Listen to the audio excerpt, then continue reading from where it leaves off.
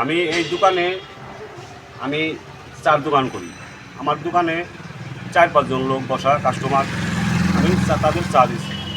আমি এই জায়গা বসা, এর ভিতরেই আমার এই পাশে অন্ধকার থেকে 3 জন লোক আমার দোকানের সামনে এসে আমাকে 3 মুহূর্তে আটকায় ফেলাইছে।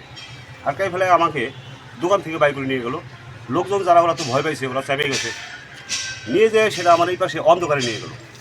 অন্ধকারে নিয়ে যায় সেটা আমাকে বলতেছে, তোর ঘর কোন জায়গা, তোর ছেলে কোন জায়গা থাকে। পরে আমি কি করব, আমি তো ভয়তে আছি, ওরা 3 জন, আমি একলা, আমার আশপাশে কেউ নাই, অন্ধকার। পরে আমি বাড়ির ভিতরে নিয়ে যাই, আমি ভয়তে আমার ছেলের কাছে নিয়ে গেছি। দেখি আমার ছেলে দিকে ওই জায়গা বাইরে জোর করে নিয়ে গেছে, আমার ওই জায়গা আমার খালাবাড়ি, ঠিক আছে, নিয়ে গেছি। পরে সেই জায়গা নিয়ে যাওয়ার পরে আমাকে নিচে রেখে আমার ছেলের রুমে গেছে। ছেলের রুমে যায় এসে আমার ছেলের ঘর তল্লাশি করছে। তল্লাশি করে নাইমে আইসে স্যার আমার রুমে আমাকে জোর করে নিয়ে আইসে আমার রুমে, আমার গেট দিয়ে আমার রুমে আইসে, আমার রুমে যায় সেটা আমার দরজা আটকাই দিছে। দরজা আটকাই দিয়ে আমার রুমে একটা কৌটা ছিল রঙে, ওর ভিতরে একটা হাতুড়ি ছিল, ওই হাতুড়ি নিয়েছে। হাতুড়ি নিয়ে আমাকে দুটো বাড়ি দিছে, দিয়ে আমাকে মুখ চাইবে ধরছে, বলে কথা কবি না, চোপ, এটা মেরে ফেলা হয়ে গেল। পরে আমার আব্বা মারা গেল। আব্বা মারা যাওয়ার পরে আমার দেশের বাড়ি একটু জমি ছিল, আমরা ওই জমিটা বিক্রি করে আসি। আমরা 3 ভাই বোন বিক্রি করে আসার পরে আমি একটা ভাগে টাকা পাই। আমি ওই টাকাটা জমা রাখি, আমার গরিব মানুষ, আমার ব্যাংকে কোনো বই টই নাই। আমার একটা প্রতিবন্ধী কার্ড আছে সরকারি, আমি ওই জায়গা থেকেও 3 মাস পর পর একটা ভাতা পাই।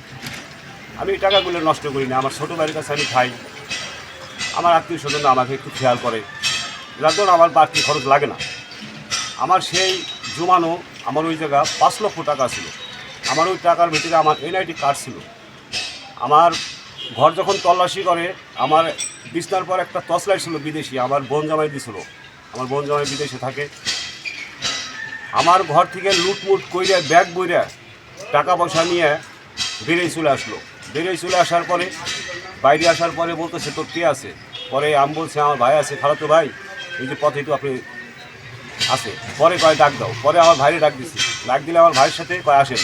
পরে আমার ভাইরে সহ আমাকে সহ নিয়ে গেল সদর হাসপাতালের সামনে নিয়ে যায়। সেটা আমাকে এক জায়গায় আলাদা বসে আমার ভাইকে সাথে কি কথা বললো যে আমি ওকে থানায় নিয়ে যাইতেছি, আপনি থানায় আসুন।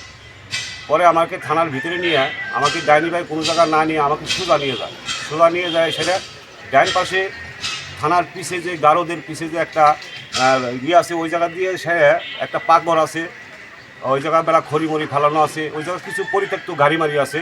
আমাকে ওই জায়গা বলে যে তুমি এক পাশে বসে থাকো। কেউ যদি বললো যে এমনি আইছি স্যারের সাথে।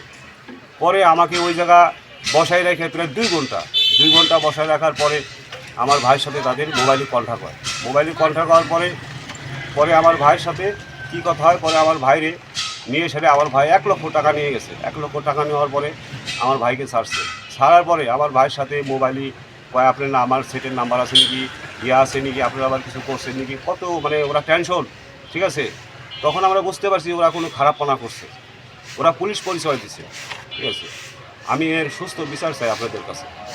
আচ্ছা, এই যে যারা টাকাটা নিছে, আপনি তাদেরকে আগে কিংবা তারা কোন পরিচয়ে টাকাটা নিচ্ছে? তারা পুলিশ পরিচয় দিচ্ছে।